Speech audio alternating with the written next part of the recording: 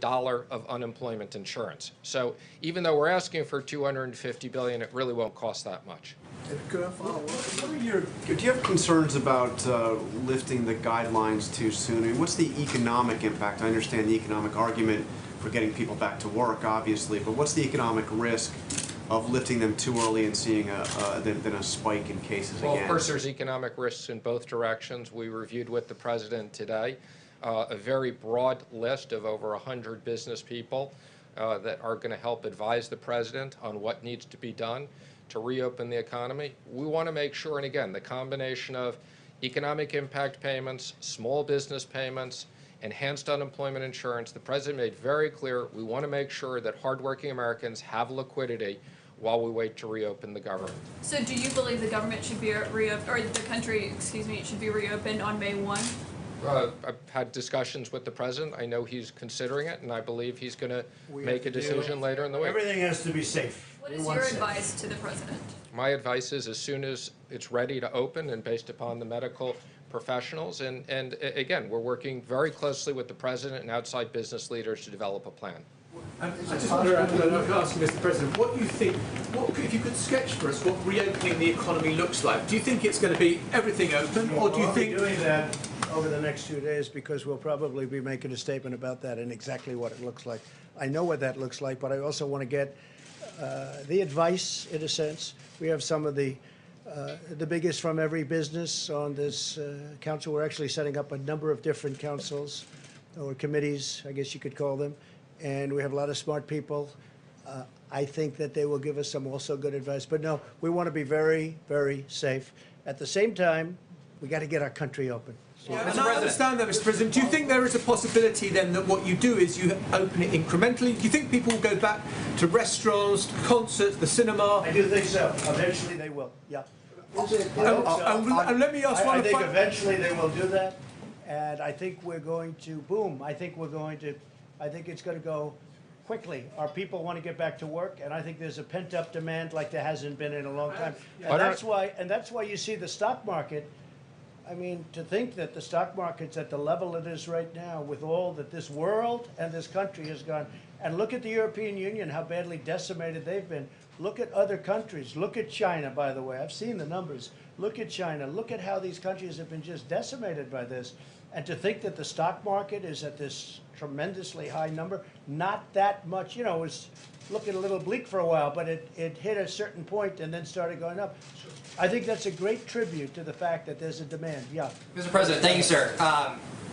In regards to some of your tweets earlier today, and I think it was Steve's question, my question to you is what provision in the Constitution gives the President the power to open or close state economies? And then numerous provisions. We'll give you a legal brief if you want. And then we'll be looking forward to that, sir. But following up, what happens if you say, for instance, we want states to reopen, but California or New York do not open? What would you do then? I think everybody wants to open. I mean, so can I just ask one other thing on that could happen, but I don't think that would happen. It's been states that have ordered schools closed. It's been states that have ordered businesses like restaurants. That's because I let that happen. Because I would have preferred that.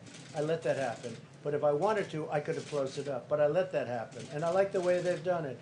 And the 7 that remained really in sort of a semi-lockdown, if you look at those states, they've really done a very good job. They're very much different from a New York or from other places where they've been hit very hard. So you're prepared then to face what states and say, I order you to open your schools, I order you to force kids to be able to go? Yes, Mr. President. Following up on that, there are 2 consortiums of states today, California, Oregon, Washington on the West Coast, northeastern states, totally representing about 100 million people who said they're going to cooperate and decide when to reopen. Well, they can decide, but... Does that undermine what you're trying to do? No, not at all. Let me just tell you, very simple. I'm going to put it very simply. The President of the United States has the authority to do what the President has the authority to do, which is very powerful. The President of the United States calls the shots. If we weren't here for the states, you would have had a problem in this country like you've never seen before. We were here to back them up, and we've more than backed them up. We did a job that nobody ever thought was possible. It's a decision for the President of the United States. Now, with that being said, we're going to work with the states because it's very important. You have local governments. They're pinpointed. It's really, you talk about, it's like a microchip. They're pinpointed. We have local government that hopefully will do a good job.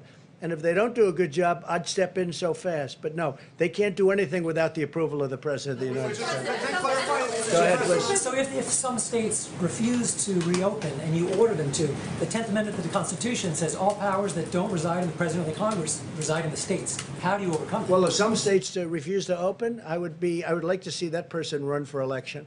They're going to open. They're going to all open. The ballot box. I think that's something that's not going to happen. They want to open. They have to open. They have to get open. Every one of those states, the people want to go and they want to. Now, some are in a different situation. You have, I won't name states now, but I will over the next 2 or 3 days.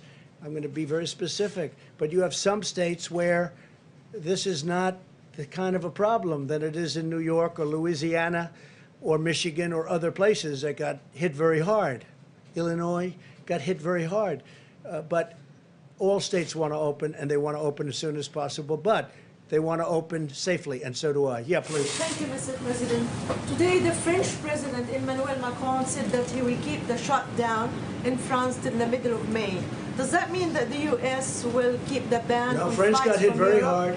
France got hit very hard, and again, he has to do what he has to do. He's a friend of mine. But France, Spain has just been decimated. You look at what's happened in Italy, it's a very well-known fact, what happened in Italy. No, they were hit very hard. Question for Secretary Mnuchin. Has everybody that you would like to have, the 100 business people on the Economic Council, have they all been invited already? Have they all agreed to They haven't been invited yet. We just reviewed the names with the President today. And are they from all sectors? Energy? Yes, basically there's verticals, so every single area of the economy we wanted to be represented. Great. One other thing, is there anything else needs to be done to work on industry, oil industry jobs, to save oil industry jobs after the deal this past weekend? Well, I think there's always things. So we're working with Larry Kudlow. I mean, we have economic plans for every single part of the economy. Obviously, in the case of the oil industry, they've been hit especially hard because you've had both the supply issue and you've had the demand issue. Have you figured out the bailout money for the airlines, what the allocations for the airlines? So I'm pleased to say we've worked very hard. I think, as you probably have seen, we put out a press release that we have now had discussions with almost all the airlines. I've personally had discussions with all the major airline CEOs. We specifically created an exception for small airlines that we could process very quickly, and I think you'll see very quickly decisions coming out. I'm very pleased with the discussions we've had. We've had very good, really. Secretary? Yes. Do you see a need for a phase 4 stimulus, or is this Steve, I just want to say we have had discussion. Wait, excuse me 1 second. We've had very good discussions with the airlines. Very good discussions. Is it possible to reopen the economy on May the 1st? I don't want to say that. You'll be hearing over the next few days. Let me just Do you comment. still I'm gonna answer see a your need for a question. phase 4? Is this push in lieu of another stimulus? Okay, so again, let me just comment. I mean, Congress on a bipartisan basis approved an unprecedented amount of money to help American workers and American business because it was no fault of their own that business was closed down. We have been very diligently executing on that. You know, everybody said it was going to take months to get people money. We are executing very quickly. We created a whole new SBA program in a week. Our job right now is to execute the $2.3 billion, which we can add several $1 trillion with the Fed. The one area we are particularly concerned about is the small business program. Quite frankly, it's even more incredibly popular and successful than we anticipated. So the President wants to be very clear we have money for that. And once we get done with that, we will review with the President. If there is more money that needs to be to support this economy, to support hardworking Americans, we will work with Congress to get that And done. Steve, you want to talk about phase 4?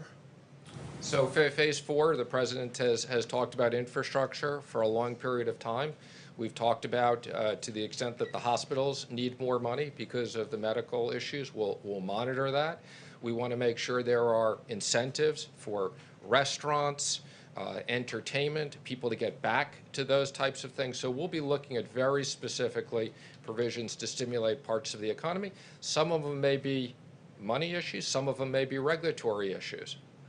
Mr. President, just to clarify your understanding of your authority vis-a-vis governors, just to be very specific, For instance, if a governor issued a stay-at-home order... When you say my authority, the president's authority, not mine, because it's not me. This is, when somebody's the president of the United States, the authority is total. And that's the way it's got to be. Your authority is total. It's total. It's total. Your authority And the is governors total. know that. So if a The governors know that. Now, you have a couple of bands of, excuse me. You have a couple. Could you rescind that order? You have a couple of bands of Democrat governors, but they will agree to it. They will agree to it.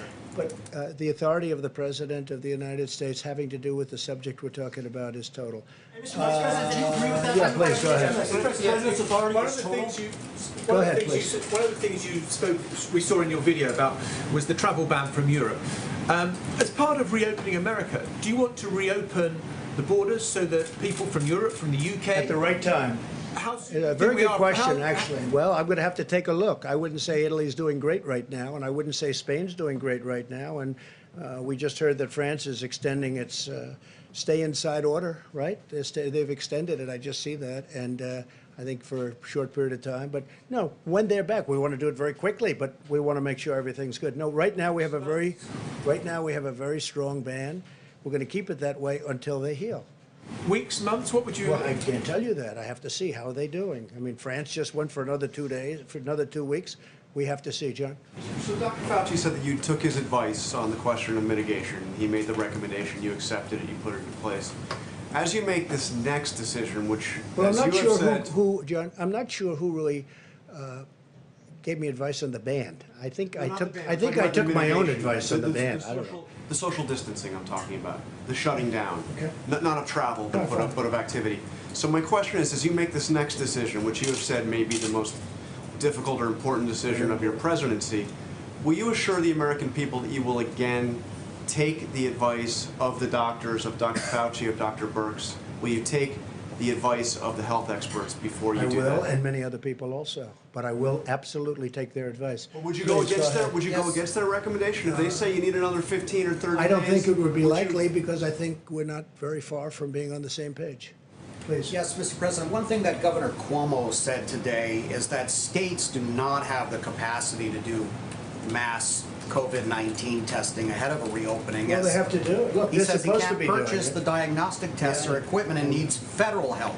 Well, so will the they may states need help, get that? Will they get it? But they're there. They're on ground. They've got local mayors, local representatives. They have people that do it.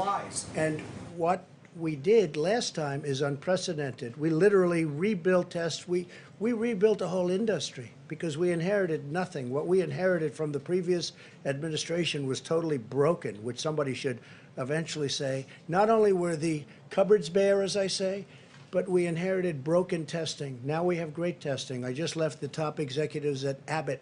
Who would have thought that would have happened, where they have such a great test as that? And in fact, what I'll do, I think, unless you have any further questions for the Secretary of the Treasury, do you have anybody for Steve? Anybody? Is that for the Secretary of the Treasury? Because if it's for me, we can wait. For Secretary, we have to get him back to work. Okay? Yes, sir. For Secretary Mnuchin, a question from one of my colleagues who's not able to be in the room.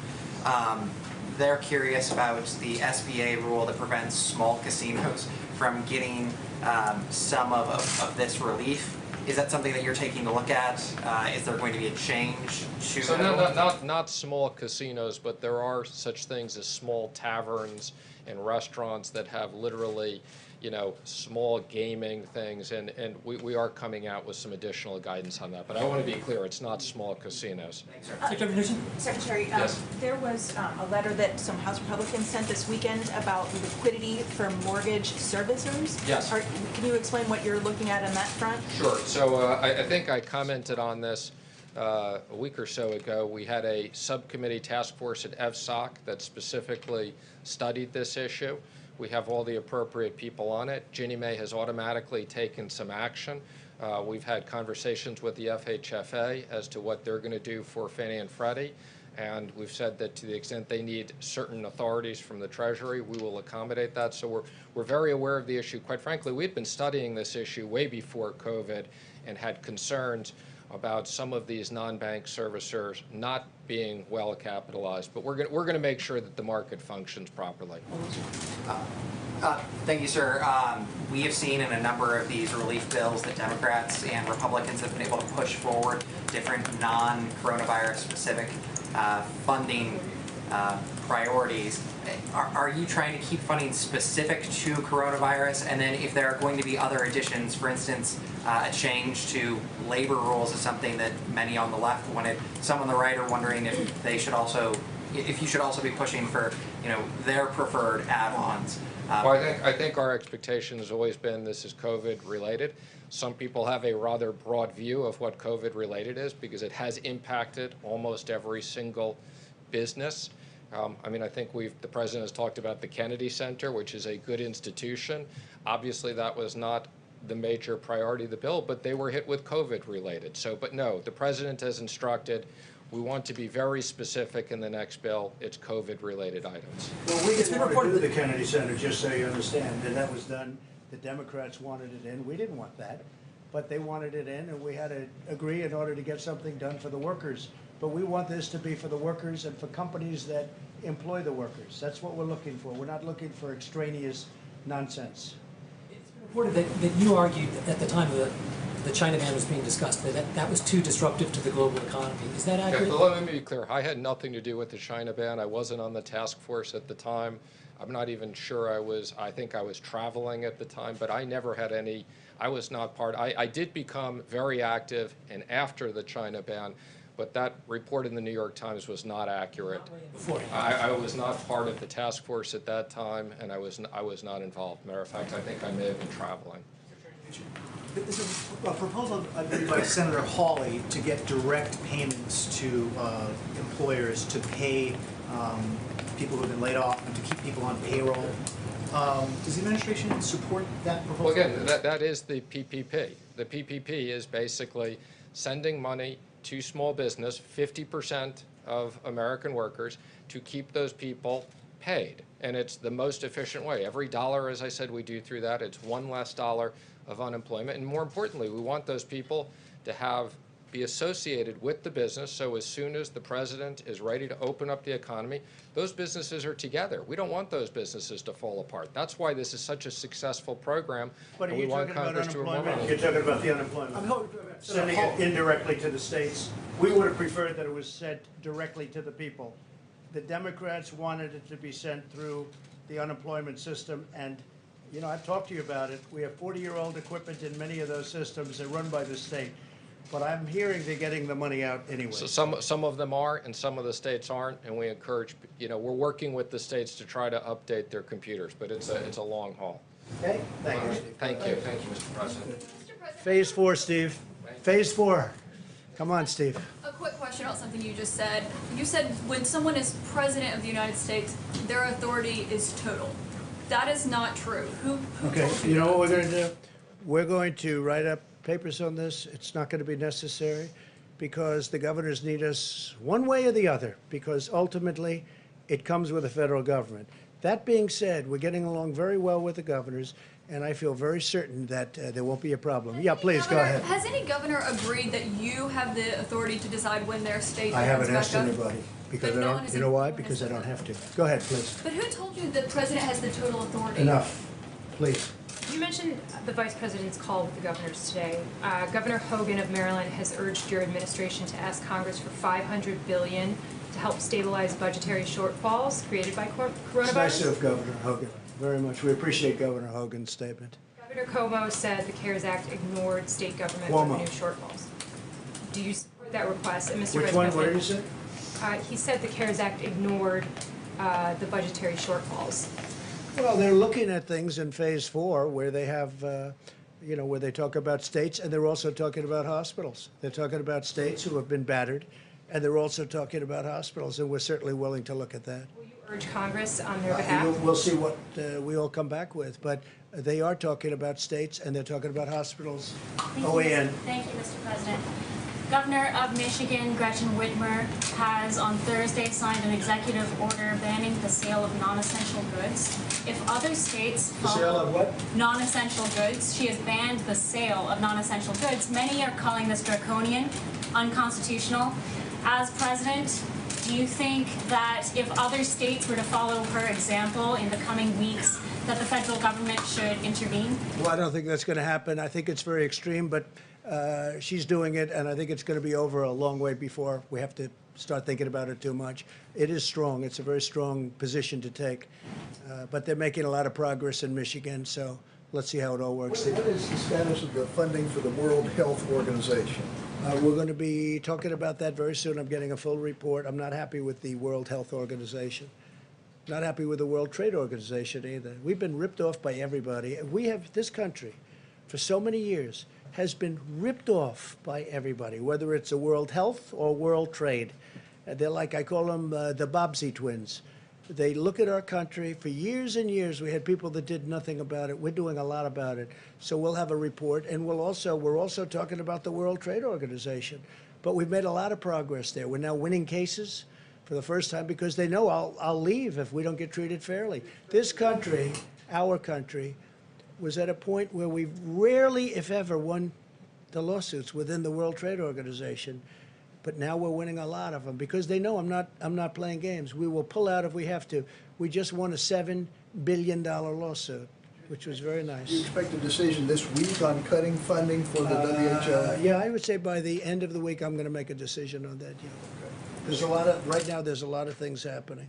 On China, why are there no consequences for China for the misinformation How do you know that there they are no shared? consequences? We've been asked, and How it do you appears know that there are no were consequences? What are the consequences, Mr. President, I for the wouldn't tell you. misinformation? China will find out. But Why would I people- tell you? People are concerned that they stonewalled. No, you started off by saying, why are there no consequences? consequences? This a few times, so follow up on your response. Why are there no How do consequences you for know China? there are no consequences? you, You're and going to you've find said- you've out. said I that you wouldn't didn't tell you. You'd probably be the last person on earth I'd tell. There will Go be ahead. consequences. Yeah, please. Mr. President, actually, this is a question for Mr. Vice President. Do you agree with the President's statement and his understanding of federalism that his power is total, right, in the way that he described it? Is there anything you'd like to add or any context you'd like to add to the way he was discussing that?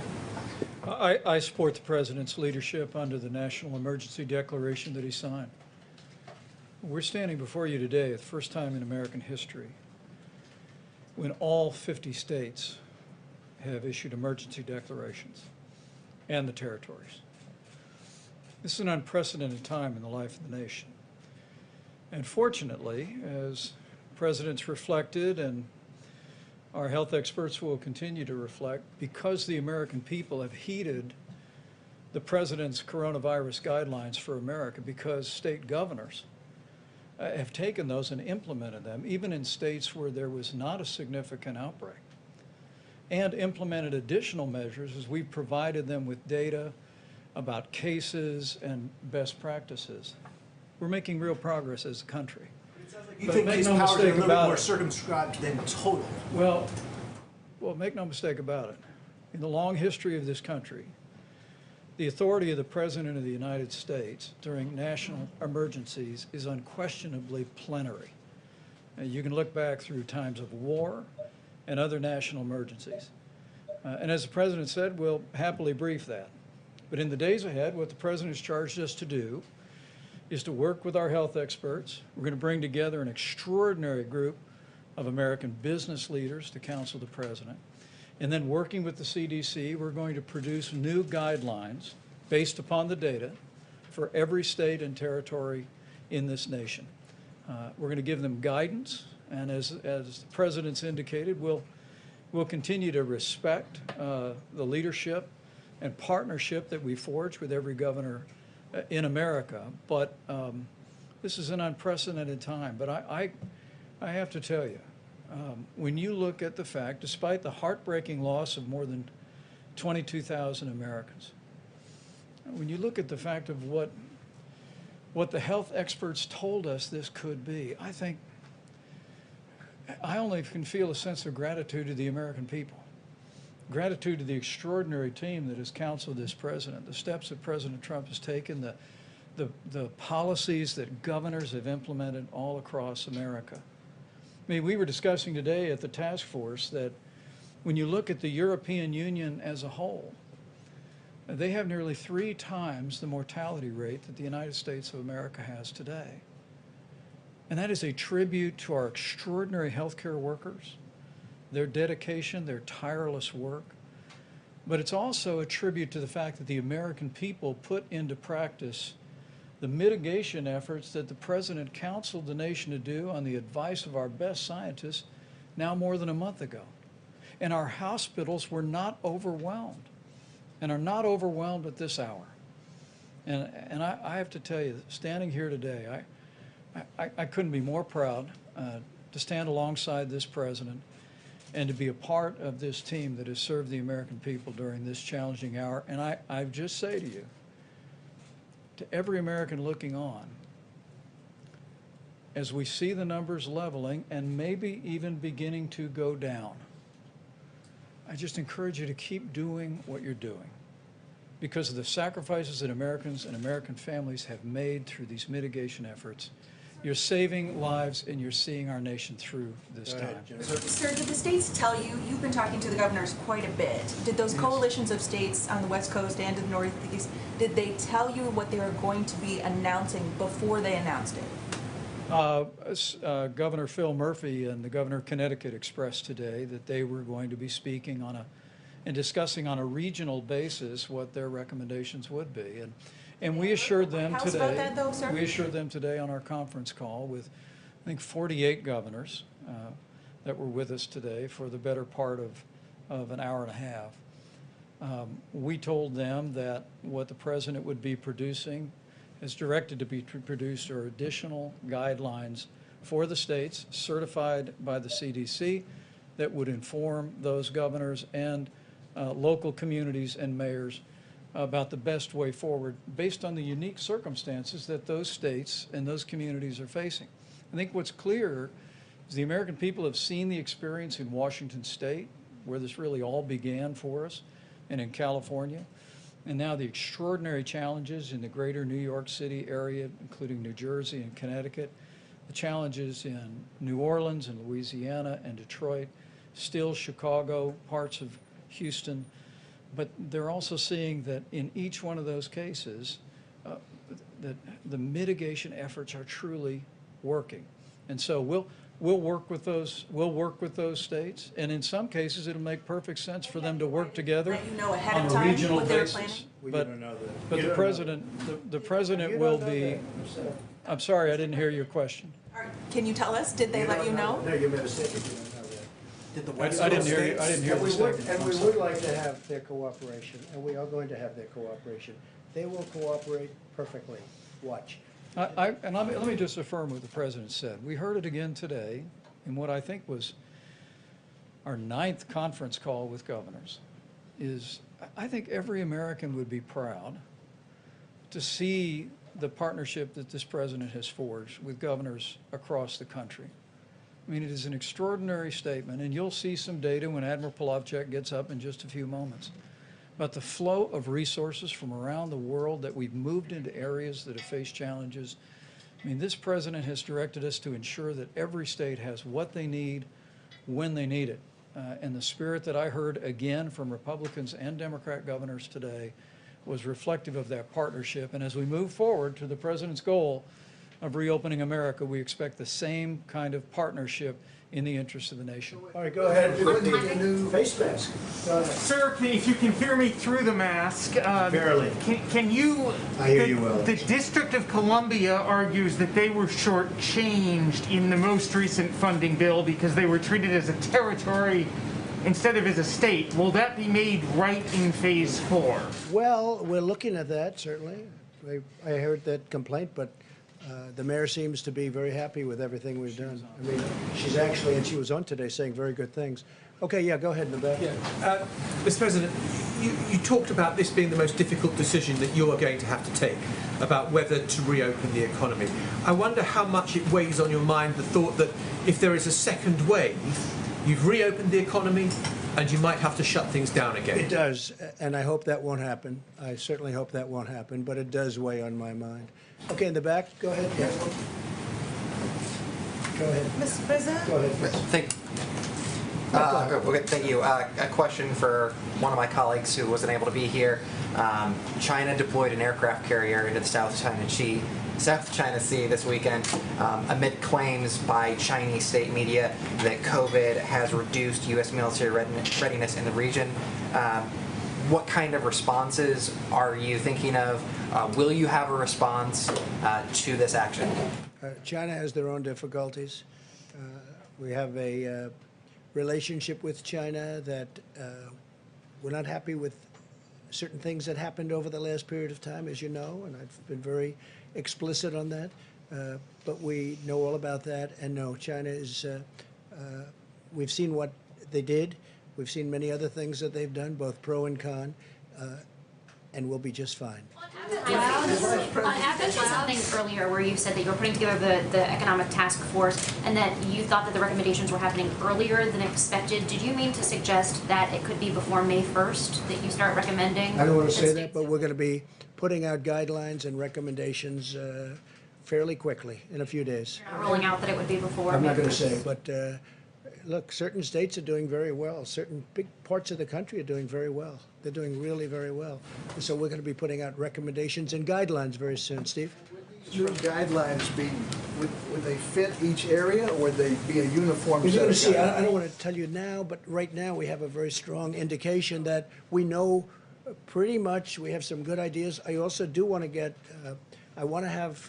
we'll have video conference or at least a conference call with a lot of very good people having to do with certain fields, whether it's energy or whether it's entertainment and restaurants, et cetera, et cetera. We have to get people back into restaurants. We have to do what we have to do, whether it's deductibility or not, we'll see, but it should be deductibility. You'll get them back so fast. I mean, they used to have deductibility, the restaurant business, it was one of the hot businesses, and then they ended it a long time ago, many years ago, but we may need that to get people back into the restaurants. Please. Yeah, Michelle Obama today got behind mail-in voting nationwide as a possible solution to what's been going on in the States. She said it shouldn't be a partisan issue. Have your advisors told you that that could save lives? Well, absentee ballot are you talking about? Yeah, but on a massive scale because of the coronavirus. Well, I don't know what she did. I mean, I didn't see that. When did that happen today? Yeah, today. She's back to a nonpartisan group. I wish her a lot of luck. Labs, you said you had a long. Yes, Mr. President, there's a little bit of confusion about your phone calls yesterday with President Putin. The Kremlin is saying that you discussed current issues of ensuring strategic security. That wasn't referred to in the White House readout. Can you enlighten us? We discussed many things. We did discuss China. We discussed many different things, but it was primarily a call on the oil, as you can imagine. And they were very helpful in getting a stabilization price, a stabilization of the number of barrels. I think the number is going to be closer to 20, maybe 15, but closer to 20 than it is going to be to 10. And I think it was a very important call. I also spoke with the King of Saudi Arabia, and that was a very important call. And the bottom line is OPEC Plus. It's called OPEC Plus because there are other states, also other nations. We came to a very good agreement. Please. You had. Go ahead. What was the part about strategic security? Was that... I would say mostly we were talking about China. We were talking about their borders. And we were talking about our borders a little bit, our borders with Mexico, because as you know, Mexico was a big part of the deal. And Mexico, really, it was very complex from the standpoint of Mexico. It was not an easy deal for Mexico, and the president, we appreciated a certain amount of flexibility. But we talked about borders, we talked about China, talked about Mexico. Security sounds more like arms we did talk about the arms. Yes, we did. That was a very important part of the call, actually. Yeah, good point. Please. So on Abbott Labs, you said testing is going great. We know that these machines have been sent to some of the governors, but some of them are saying they don't have the materials to actually conduct. Well, they have the to get the tests. material. You know, the governors have to get the material. Now, if they can't get it, they're going to see us. I'm talking about the local governments. I'm talking about governors have to get the material. Now, they have machines. In fact, we're going to go, and I asked Mike to go into it as soon as I leave. They have very powerful machines that they don't know they even have. I'm not talking about Abbott. I'm talking about the governors. They have machines that are used for this. You know what I'm referring to? Very big, very powerful machines where in a certain state's case, they're only using 10% of their capacity, and they didn't know it. That happens to be Illinois. John, please. Real quick, these 15-minute tests that you've sent out, these new ones that you had in the Rose Garden, they say, including Governor Sununu in New Hampshire, that they don't have the cartridges to actually conduct the test. So when will they get those cartridges? What do you think the answer to that is? Rapidly increasing the numbers. Rapidly increasing the numbers. Should we look at Rapidly timeline? increases, well, pretty quickly.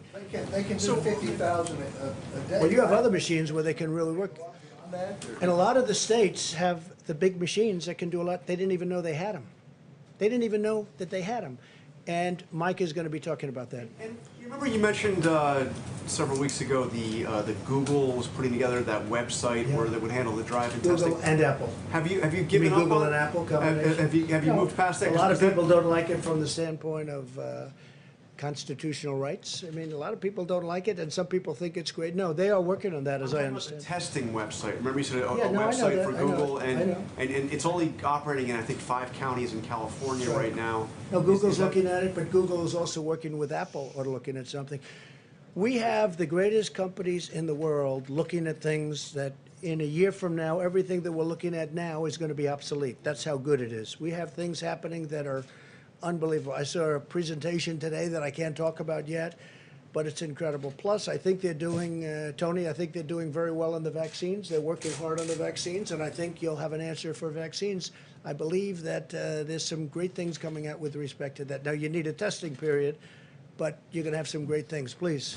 Sir, on the contact tracing that Google and Apple are doing, so different subject on the contact. No, this is the Google and Apple. I don't know if it's a partnership or what, but they're working on some. Correct. So there was the one. They're working on more than one element. They're working on a couple of different things. Google and Apple. Google is also working on something, as you know, having to do with testing. I believe they're doing that in a singular fashion. So my question is not about the drive-through testing website, not that. Okay. On Google and Apple's contact tracing, that they want to, Yeah.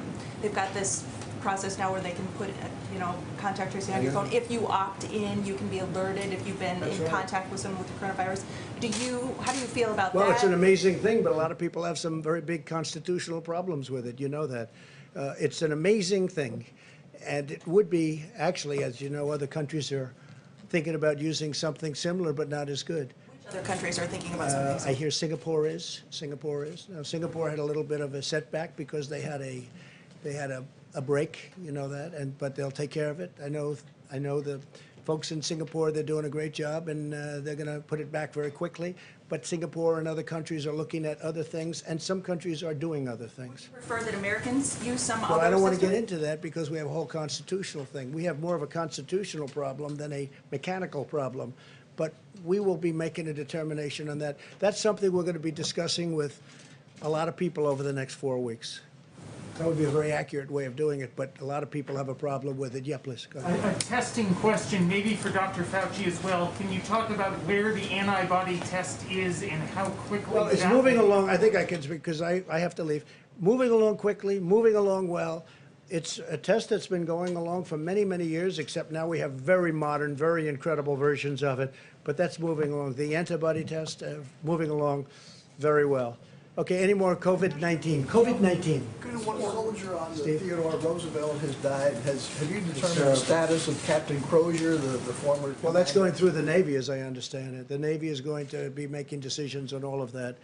And they had a break-in. I don't think the ship should have been stopping in Vietnam when you have a pandemic, to be honest with you. I don't think the captain should have been writing letters. He's not Ernest Hemingway, as I said before, and he shouldn't have been writing letters. And I don't know who gave the orders to stop in Vietnam, but they stopped in Vietnam, and all of a sudden they get on, and now you have over 500 sailors and people on the ship that are affected.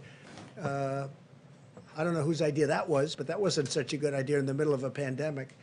Yes, please. I have a question John, on. go ahead. Just one last on this question of constitutionality. I'm just wondering what changed your view because Nothing changed it. No, I know exactly what you're going to say. Nothing changed it. The fact that I want to rely on states, or maybe will, or maybe have, and the fact that we've gotten, that's one thing. The fact that I don't want to use the power is another thing. But you said from the standpoint of the Constitution. Yes, constitution. You thought it should be up to the governors. Constitutionally. You can look at constitutionally, you could look at federalism, you can look at it any different way. John, the fact that I don't want to exert my power is much different. We have the power. You asked, does the federal government have the power? The federal government has absolute power. It has the power. As to whether or not I'll use that power, we'll see. I would rather, John, I would rather work with the states because I like going down to a local government. That's why with, I guess it's now 7 states, not 8, because South Carolina did, they went away from what we discussed the last time.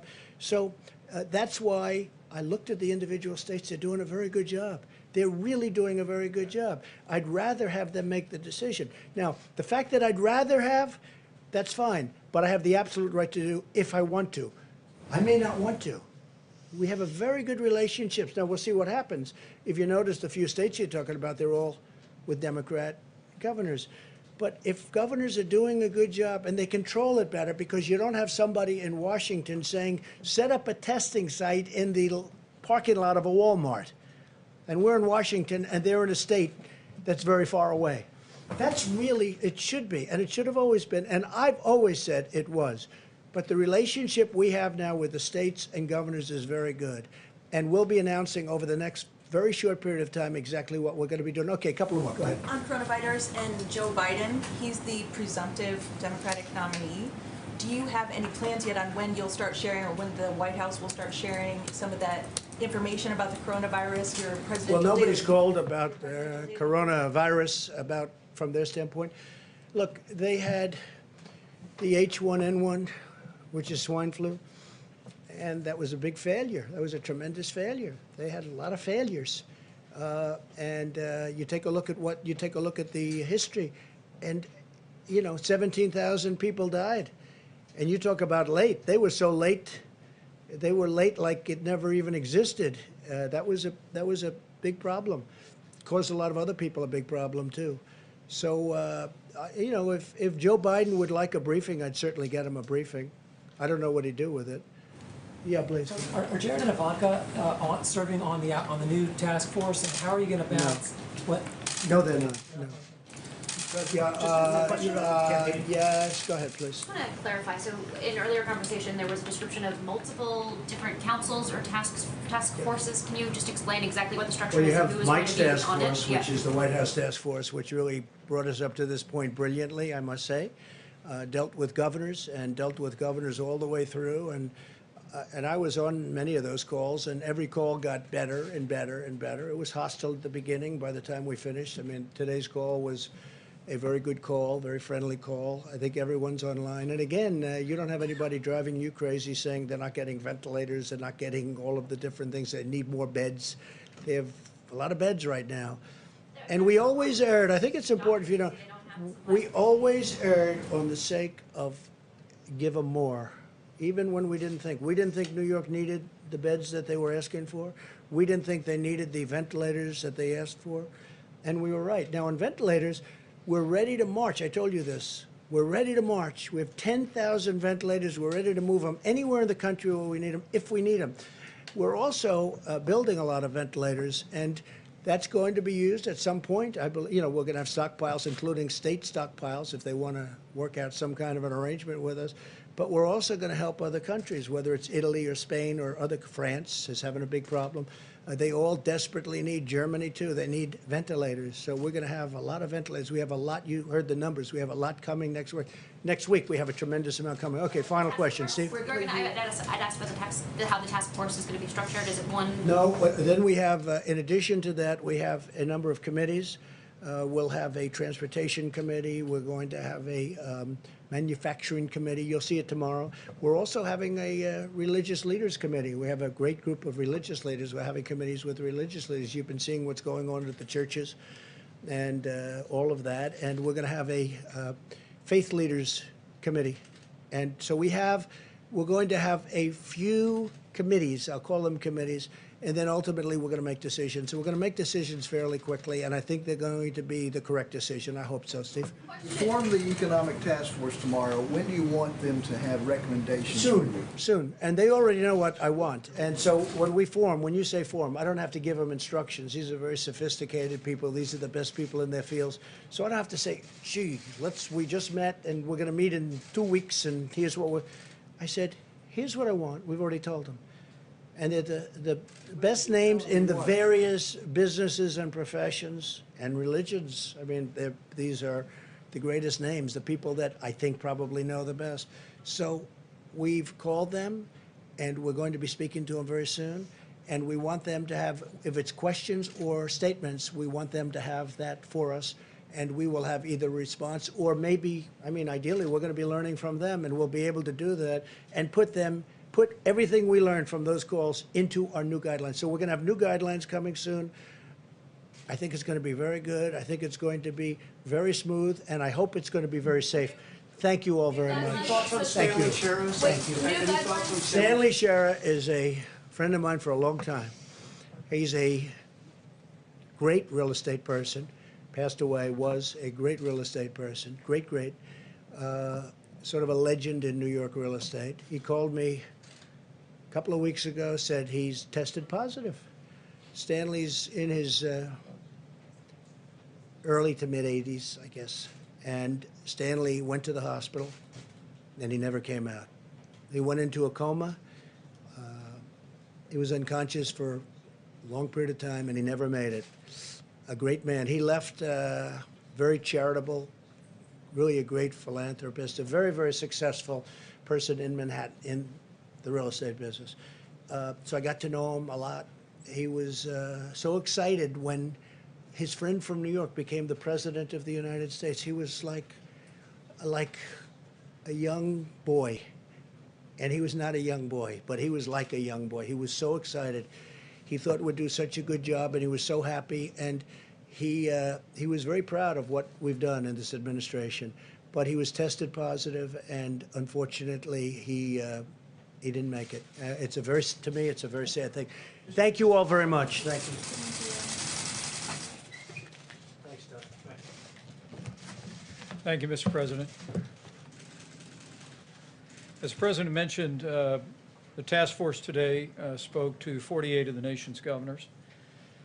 On that call, we reflected on the fact that all 50 states had emergency declarations in place, which was a first for American history. $5.2 billion had been distributed to the states under the Stafford Act, and it was a productive call and reflective of President Trump's ongoing direction for us to work closely with the states to make sure the states in the areas most impacted by the coronavirus have what they need when they need it.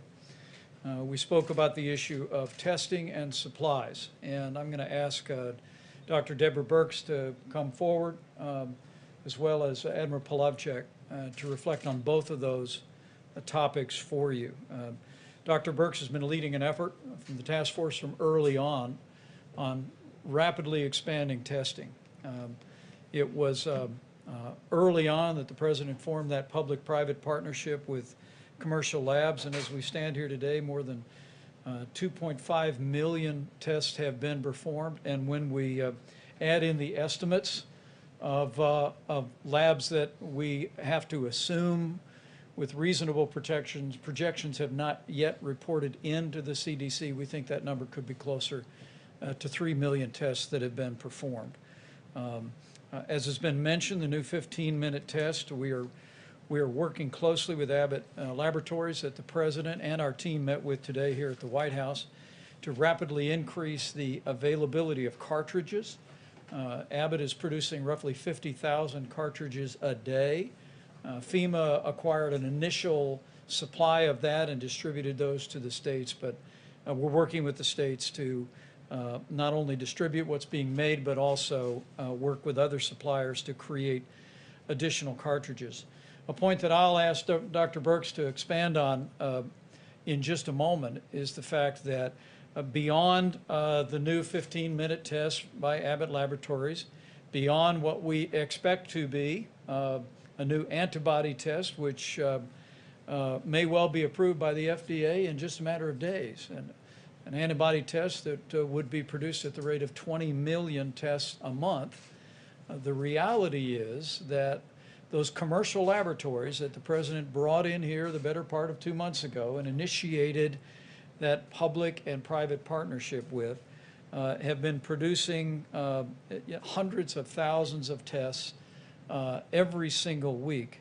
But as Dr. Birx and our team have apprehended, we believe at this point in time that of the Roche equipment that is out there that does the high-speed testing, and we inform governors of this today, we think that that some 20% of that capacity is not being used.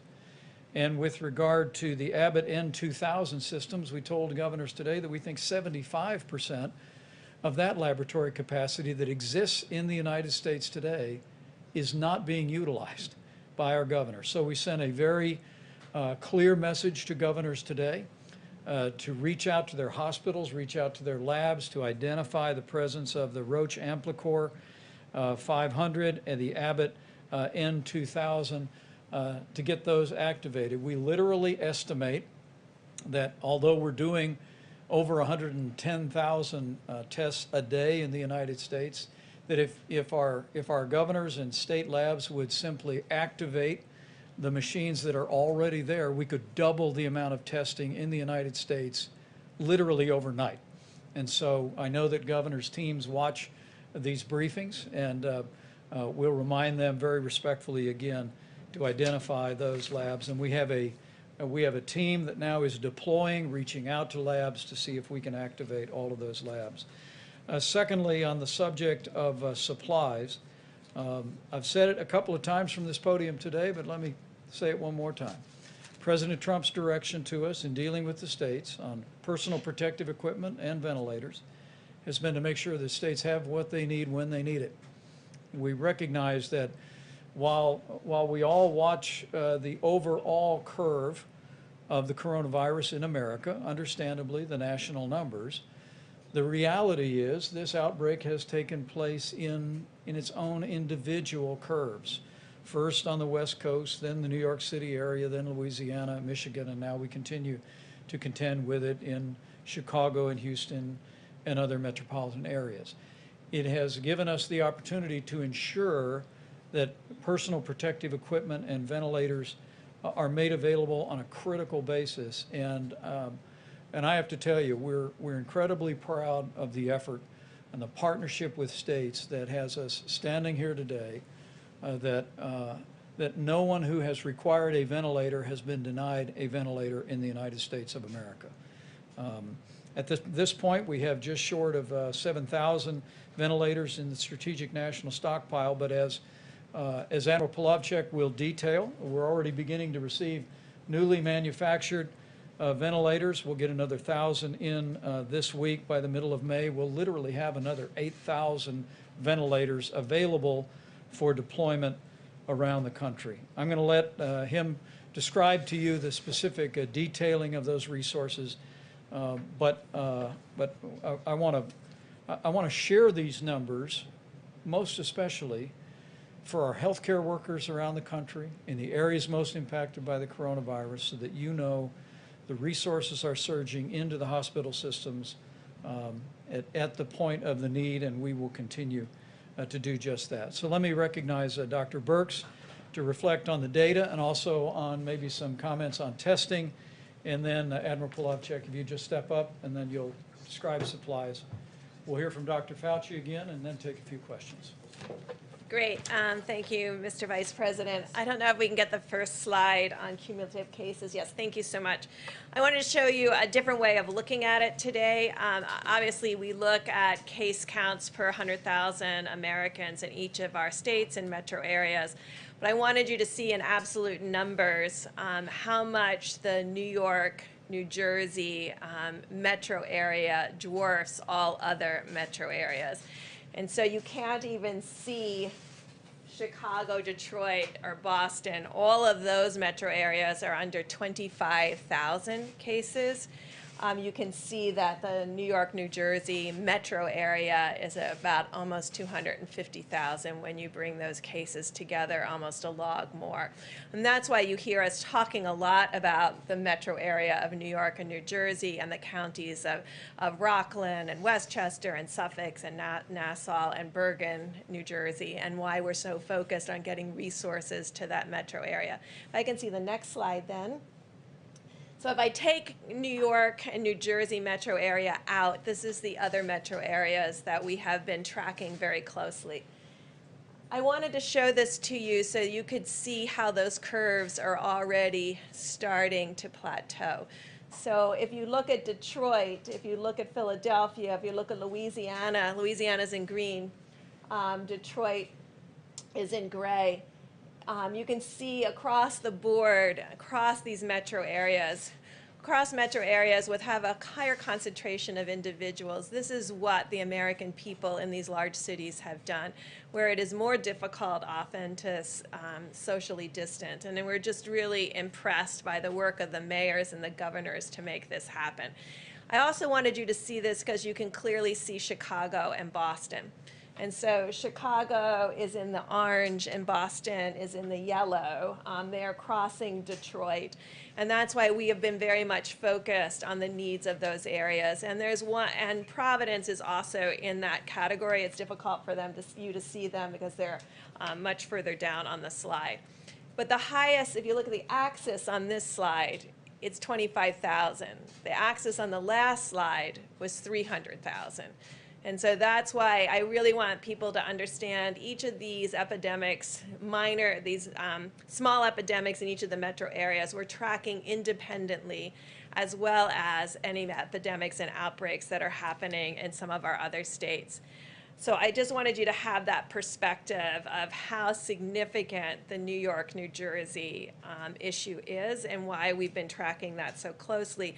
But I also wanted to assure all the other states that we're tracking them also very closely and really working with the governors and mayors. And that's why I wanted to see that not only are the curves flattening in some of those major metropolitan areas, but they're starting to decrease. And this is what we're very excited about. These are cases. We also know that mortality will lag. And so we're really tracking also the number of individuals who have succumbed to the COVID-19. I also wanted to really note here that, yes, our mortality is less when you combine European countries equal to the size of the United States. And I think this is really two things. One, it's the incredible work of the American people, that it's also the incredible work of our healthcare providers and the system of each of these hospitals that have the resources and the ability to respond to the needs of the COVID-19 patients. And I think you can really see the superb healthcare delivery that is happening by the low mortality.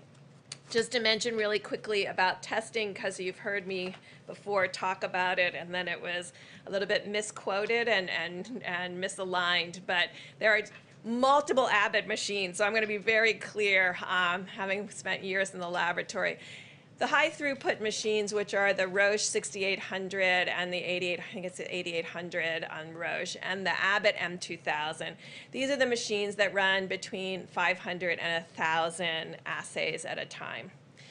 The Abbott company worked really hard 3 weeks ago in getting 1 million tests out there to be utilized, and they can make 1 million tests a week for all of our laboratories that have these platforms. And so far to date, somewhere around 250,000 tests have been utilized in 3 weeks worth of work. And that's why we've really been appealing to the laboratory directors to really bring all those machines on. Last week, Dr. Fauci and his incredible team of researchers have agreed to really reach out and find additional Roche and Abbott high throughput machines that are in research institutions and doing critical research work, to bring them online also, to supplement the other laboratories' work, to create a mosaic and a complete strategy that brings together the high throughput platforms with the medium throughput platforms, with what are the low throughput but rapid platforms, which is this ID Now. ID Now is not going to be the answer to the number of tests that we need over the next few weeks. Those run a test every 15 minutes. And we can get about 55,000 cartridges a day. But I just got done saying that these other machines, of which we have hundreds of, can run 500 to 1,000 in a single time frame. And so we need to bring all of these assays together, and a team has been created to call every single laboratory and every single research institution across the United States to define the complete capacity in every single state. Because it shouldn't be our expectation that every governor understands exactly everything that's in his state. But we have to understand everything in every state in order to be able to meet the needs of the American people as we increase testing. Now, I know you all know that in 3 weeks we went from 300,000 tests total to 3 million tests total in 3 weeks. We know that we have to further increase that. That has been done really by HHS and Admiral Giroir and the team up there. And we're going to supplement that team to really bring on all of the additional resources and platforms that we have in the United States of America, just like we did with ventilators, to bring all of the capacity to bear so that we can also continue to increase testing. Also, of course, as these epidemics decrease, you can also be able to use more and more testing for surveillance. But I do want to call out the 19 states that aren't ever represented in these graphics, and by and large. The states have been continuing to do containment and outbreak investigation. And I've been able to talk to many of those states, and I would just remind all of us, when I talk to each one of these state health officials, where they are finding outbreaks are in nursing homes. And so we really need to continue to protect and we continue to test in nursing homes, because we know that that's a particularly vulnerable group. And it's a group where often, now that we're beginning to understand asymptomatic transmission, no one is intending to pass the virus on to others. But we know in essential workers around the United States, people are unknowingly infected and in passing the virus on. And so those are the ones that we're very interested in finding. And you might say, well, how do you find them? Because they don't have symptoms. And so this is where we really have to increase surveillance in a very deliberative and understand way. And so we're really looking, what are sentinel surveillance sites? I think we can see where there's outbreaks, because once people have symptoms, you can see them. But where do you do sentinel surveillance so that you find them before they have symptoms? This is what we have done for decades in HIV, and it's what's allowing us right now to really control the HIV/AIDS epidemic in sub-Saharan Africa, because we're finding people when they're asymptomatic and treating them when they're asymptomatic. So this is something we know how to do, and it's something we're working very closely with CDC and others on to make sure that we can bring that full capacity to the American people. So these are just some insights on what we're working on. We're continuing, obviously, to track every single county and community. And then finally, I'm going to call on one additional group. There's a group out there of our HIV/AIDS activists and community workers that understand these tests that I've been talking about, these RNA-based tests, because they often get viral loads in HIV. They will know how to explain this to the community about sampling and what it means to run those assays. They are essentially virologists. They understand all of these assays. They'll also understand the antibody assays, because it's the antibody assays that they counsel and utilize in HIV testing across the United States. And they will be our translator to the American public and to their local mayors. They understand these tests. They are essentially understand all the virology and all the immunology. And I'm really asking all of them to help us communicate what these tests are so the community is ready for them.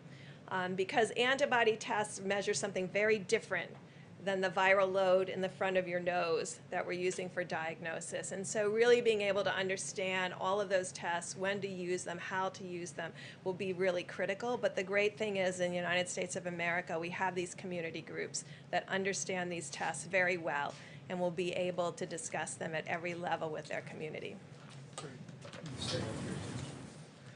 I'm going to call Admiral Plavchik up in a minute, but I have to call on Dr. Tony Fauci. And let me just say something really straight from my heart, if I can. You know, I lost my dad 32 years ago today. April 13th is always a tough day for our family.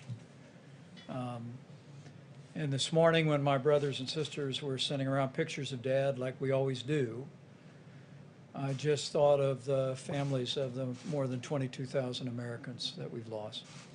And I just want to tell you that you're on our hearts, and you're in the prayers of millions of Americans as you deal with this heartbreaking loss, as well as families that have family members that are struggling with serious illness.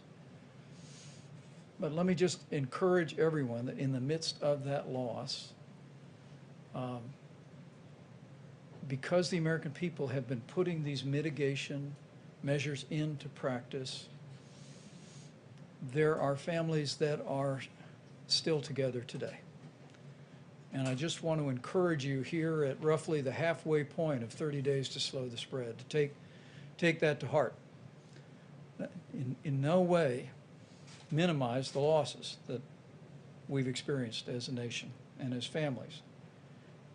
But to be encouraged to know, when you see those numbers on the vast majority of states, that because of what the American people are doing, it's working.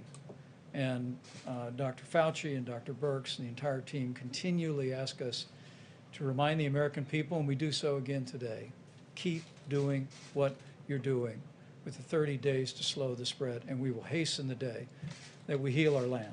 Dr. Fauci? I just want to make one comment that related to a question that was asked, and then we'll have questions. I don't want to take too much time.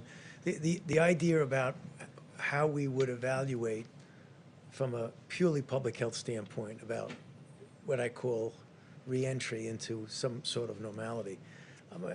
As health people, I don't know anything about, nor do I have a claim to know anything about economics. There are going to be people who know a lot more than I do who are going to give advice about all of the committees that the president was talking about. But the one thing we do know as health people, as physicians and scientists and public health people, as I mentioned, I think over the weekend on one of the shows, is that some people may think it's going to be like a light switch, on and off. You know, we're either out and we're in. It's just not going to be that way because we have a very large country and there are different impacts. As you see, New York is very different from other parts of the country, from the Midwest, from the mountain region. California and Washington, different than New Orleans. So as we discuss and consider the public health aspects, it likely will be something that I refer to as sort of like a rolling reentry. It's not going to be one size fits all. So I don't know what it's going to be yet because we still have time to look at it. Dr. Birx, who does an amazing job with showing you the data and the charts, that's going to likely influence some of the recommendations that we will make. But I can assure you they will be recommendations that will be based purely on public health. And the president will get a lot of other input from others, but we'll give the honest public health recommendation. Thank you, Tom. Admiral Polovchuk, get an update on supplies, and then we'll take a few questions. Thank you, Mr. Vice President. Can I have the ventilator slide back up? Let me just start from there. All right, thank you. So you start with what's in the stockpile this morning, and then here's the contracts that we'll be delivering over the next few weeks. We add 8,600 ventilators to the pool we already have. That's the math that you get there. That's included the DPA action with GM, and I will say that we've also issued what would be called rated orders with all of these vendors to allow them firm-of-the-line privileges, so to speak, within their supply chain. So these we've written the contract. This is the 100,000 plus ventilators we're talking about, and to continue to work with them to ensure that the ventilators actually show up. So there's a continue to work there. And as we did that, we realized that downstream supply chains needed some additional Defense Production Act work as well. You go to the air bridge. 80 flights scheduled, 37 complete, 43 on the horizon, and you can see the numbers of material that's been brought in to supplement the volume that's needed. Now I'm going to go through a series of slides of New York first. So Dr. Birx provides me what I will call as a geographic reference to align the supply chain. So all of those cities, you'll see a little bit of theme here. I'll be talking about a lot of the cities and geographic areas. Align the supply chain to those geographic areas to try to get as much there, while realize the rest of the nation needs supplies as well. And then we aligned the supply chain to site of care, public hospitals, VA, private hospitals, nursing homes, first responders, acute care, and on down the line.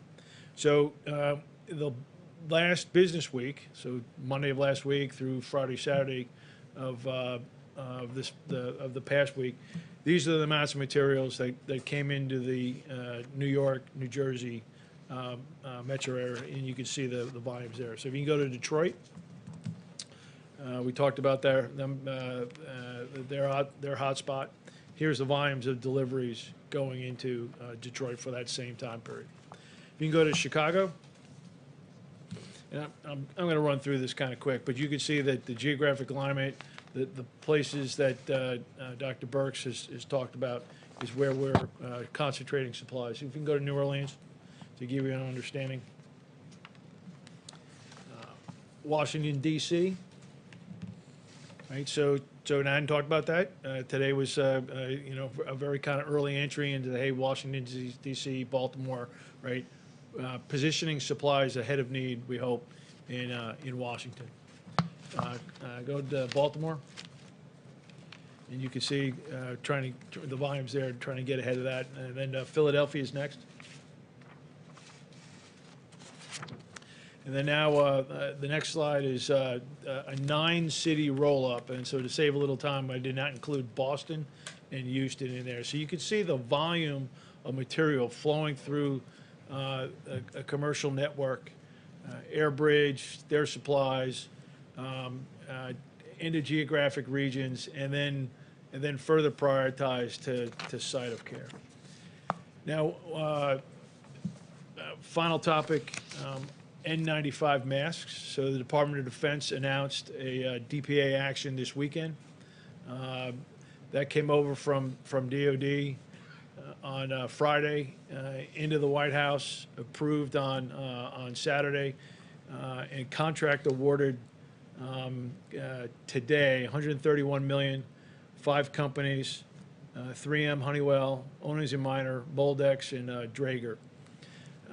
The CARES Act was signed before March was end, right towards the end there. So we're essentially 2 weeks from that money being put in the Title III authority for DoD. This action takes us from a baseline of what was being produced domestically of about 30 million masks, upwards to, as we go through the fall into the winter, 120 million masks domestically. So currently we're filling some of that demand from overseas sources, right? And so the additive masks here through this will ramp up, lower dependence on overseas sources, and that will essentially secure a big piece of supply chain. 5 companies, 6 cities, Smithfield, Rhode Island, Phoenix, Arizona, Del Rio, Texas, Lexington, North Carolina, Sheboygan Falls, Wisconsin, and Aberdeen, North Dakota, all either producing more fabric or increasing production facilities to have that ramp up. Thank you, Admiral. And can we put that slide? I guess it's still up. This is for just the week ending April 11th. We have distributed or directed the distribution of 5.3 million N95 masks, 5.5 million surgical masks, 110 million gloves. We share that mostly just to make sure our healthcare workers know that the resources are flowing. We're going to continue to flow them, but this is just the numbers for this week. And don't include, for instance, what the President announced. I was able to tell Governor Tom Wolf of Pennsylvania today that next week they'll be receiving 2 million N95 masks to support some of the healthcare challenges that they're facing in the broader Philadelphia area. So with that, we will be happy to take a couple of questions. Go ahead. Thank you so much. One for the Admiral and then one for Dr. Fauci, if you don't please. mind. The Admiral, wouldn't it have been useful as you're going through, all of those supplies that are now making their way into the system? You talked about having to buy foreign products, as we're catching up and making it. Wouldn't it have been useful if it had taken until mid-March for the government to start placing bulk orders for these kinds of supplies? So I came over from the Pentagon the 20th of March, so I'll speak from the 20th of March on now. We're using the Defense Production Act. I think you'll see much more use of that as we go forward. We make. The question is about the timing here, and I that know lost that. time that the I'm president I'm not equipped to denied. talk about, other than from about the 20th of March forward. I was over the joint staff, I wasn't involved. Okay. Ask Dr. Fauci. You said that you'd be, giving the president your recommendations, you and Dr. Birx coming up with a plan that you guys are comfortable with. Are you willing, once the president has made his decision, are you willing to come here and tell the American public what you actually had recommended to him and whether he followed through with what you recommended? I'm not really, what do you mean? So when the president stands up here, whether it's, May 1st, whatever day it is, and outlines his plan, are you willing to stand up here after him and tell the American public what it was that you had recommended he do if there is a difference? I have to think about that because, when you have conversations with the president, sometimes they really should be confidential in what you give him because he's going to have to make his own choice. I'll have to think about that. So that way we would know whether he was actually listening to the health advice that he's being provided. Yeah, he is. I mean, I can tell you one thing, he'll listen. But I think what's going to happen, I don't know for sure, is that he will get input from a number of individuals representing a number of aspects of society. One of them will be a health. The only thing that I can tell you is that I will give him the advice based on evidence, my observation of what the best public health approach would be. Dr. Fauci? Yeah.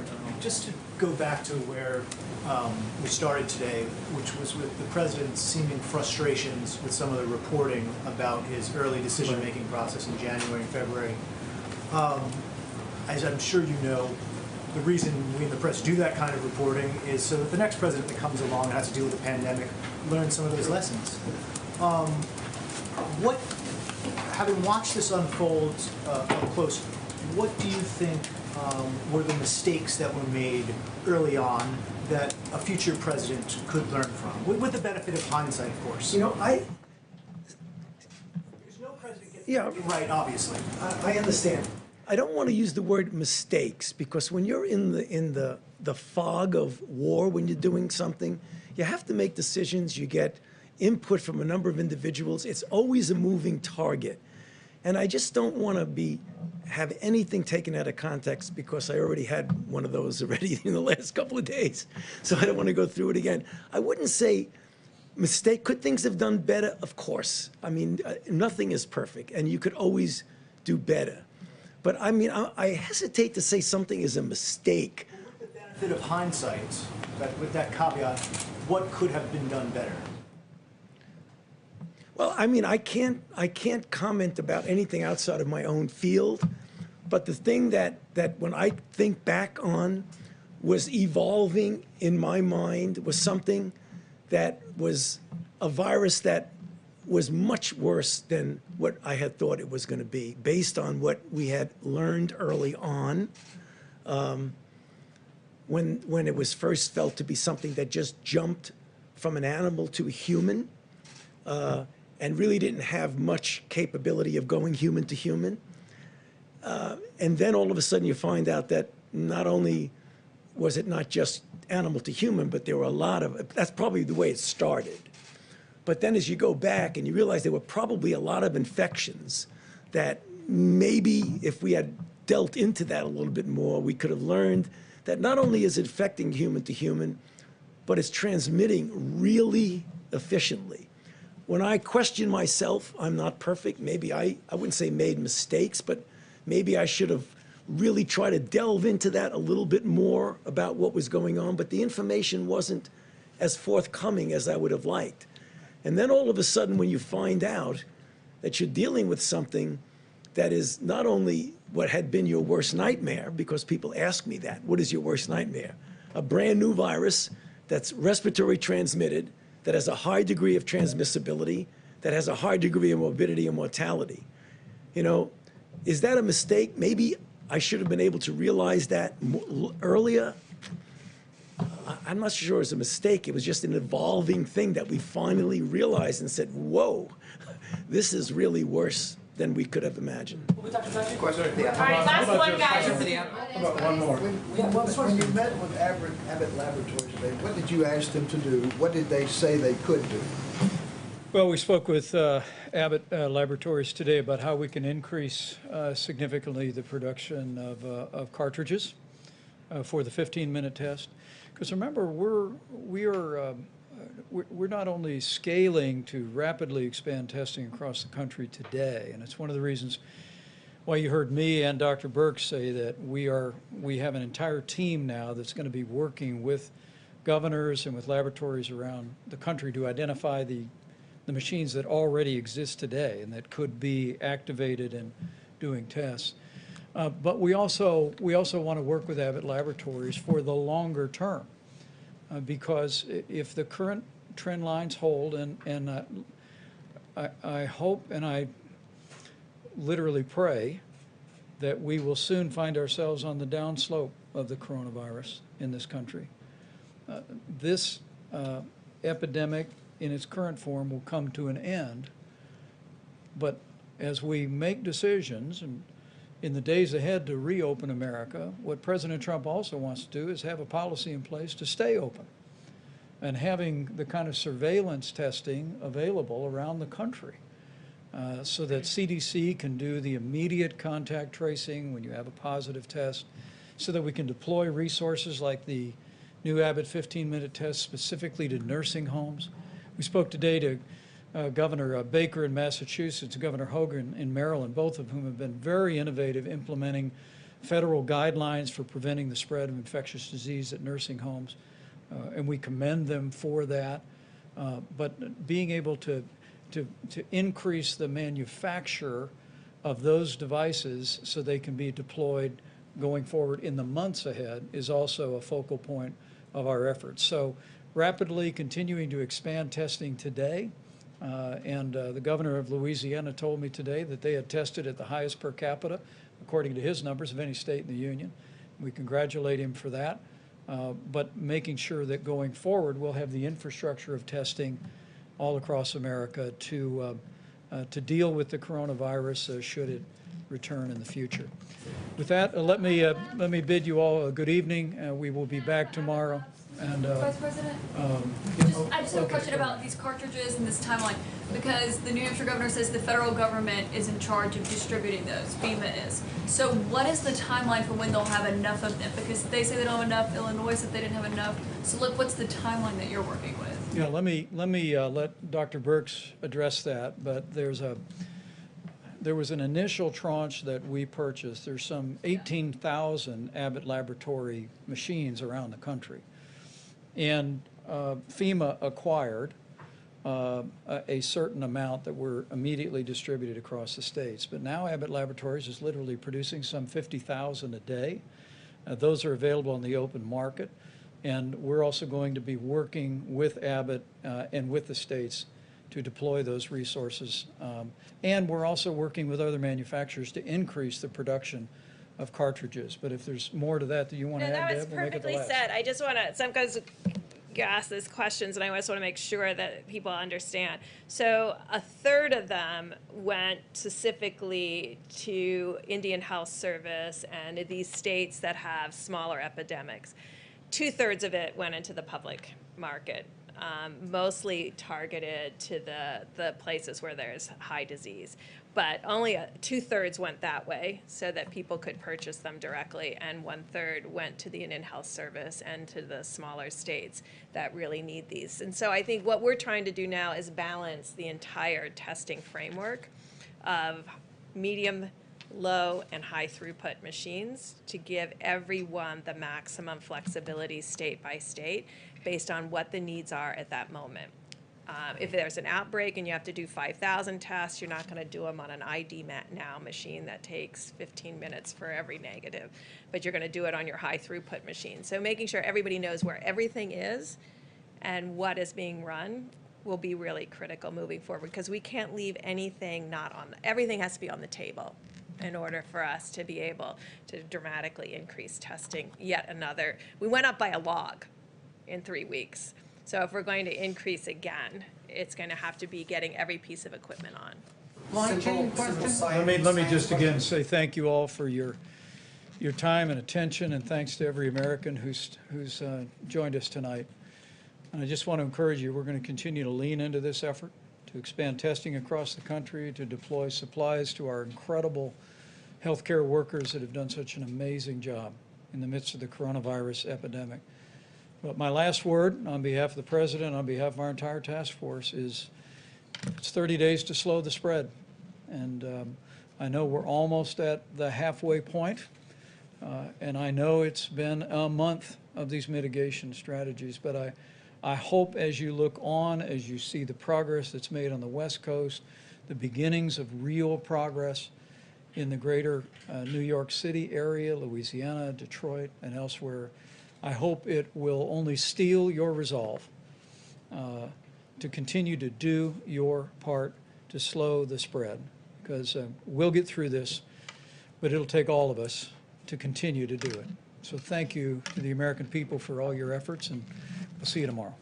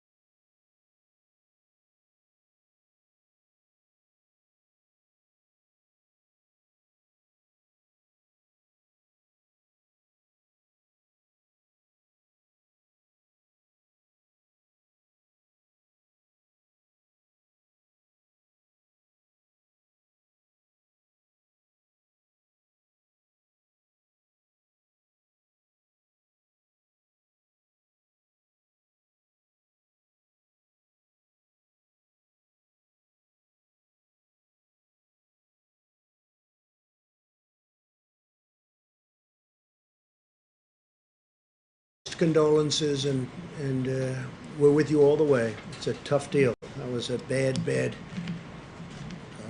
level 5. That was a bad group. That's as high as it gets. It was a bad grouping of tornadoes. Something that's something incredible. The power, the horrible, destructive power. America is continuing to make critical progress in our war against the virus. Over the weekend, the number of daily new infections remained flat. Nationwide, flat. Hospitalizations are slowing in hotspots like New York, New Jersey, Michigan, and Louisiana. This is clear evidence that our aggressive strategy to combat the virus is working and that Americans are following the guidelines. It's been incredible what they've done. You looked at the charts, and the charts are, and the models from early on predictions where 100 and 120,000 people looked like if they did well, they were going to unfortunately perish. And we're going to be hopefully way, way below that number. So that will be a sign of people doing things right, but it's still just a horrible thing all over the world. 184 countries. This is all a tribute to our wonderful healthcare advisors and experts who have been with us right from the beginning. We appreciate it so much. In fact, Dr. Fauci's here. Maybe I could ask Tony to say a few words before we go any further. Thank you very much. Tony, please. Thank you, Mr. President. Just a couple of things, and then I just want to make a comment about something that happened yesterday. You're going to hear from Dr. Birx soon about the numbers that we've been talking about, how things are starting to balance off. And I think the more as we go by each day, I think we're going to see, and again, I never like to get ahead of myself or of Dr. Birx, but it looks like even though we've had a really bad week last week, remember when I was speaking to you before, I was saying this was really a bad week. There's still going to be a lot of deaths, but we're starting to see in some areas now that kind of flattening, particularly in a place that was a hot spot like New York. That's the first thing. The second thing is that I had a really very, very productive conversation with the Congressional Black Caucus this morning for about an hour, and they really wanted to know what exactly are we going to be doing in the immediate as well as the long range about the health disparities and the discrepancies both in infection and in poor outcome in the minorities in general, but specifically African American. And I mean, I made it very clear to them that what we have to do is focus on getting the resources where the vulnerable are to be able to get testing done, to be able to get the appropriate identification where proper and where appropriate to isolate and contact trace if we can, but also to help mitigate in a community that is suffering and suffering much more disproportionately. So I just wanted to get that out of the way. The other point I wanted to make is that I had an interview yesterday that I was asked a hypothetical question. And hypothetical questions sometimes can get you into some difficulty because it's what would have or could have. The nature of the hypothetical question was if, in fact, we had mitigated earlier, could lives have been saved? And the answer to my question was, as I always do, and I'm doing right now, perfectly honestly, say, yes. I mean, obviously, if mitigation helps, I've been up here many times telling you that mitigation works. So if mitigation works, and you instigate it and you initiate it earlier, you will probably have saved more lives. If you initiated it later, you probably would have lost more lives. You initiated at a certain time. That was taken as a way that maybe somehow something was at fault here. So let me tell you from my experience, and I can only speak from my own experience, is that we had been talking before any meetings that we had about the pros and the cons, the effectiveness or not of strong mitigations. So discussions were going on mostly among the medical people about what that would mean. The first and only time that Dr. Birx and I went in and formally made a recommendation to the president to actually have a, quote, shutdown in the sense of not really shutdown, but to really have strong mitigation. We discussed it. Obviously, there would be concern by some that, in fact, that might have some negative consequences.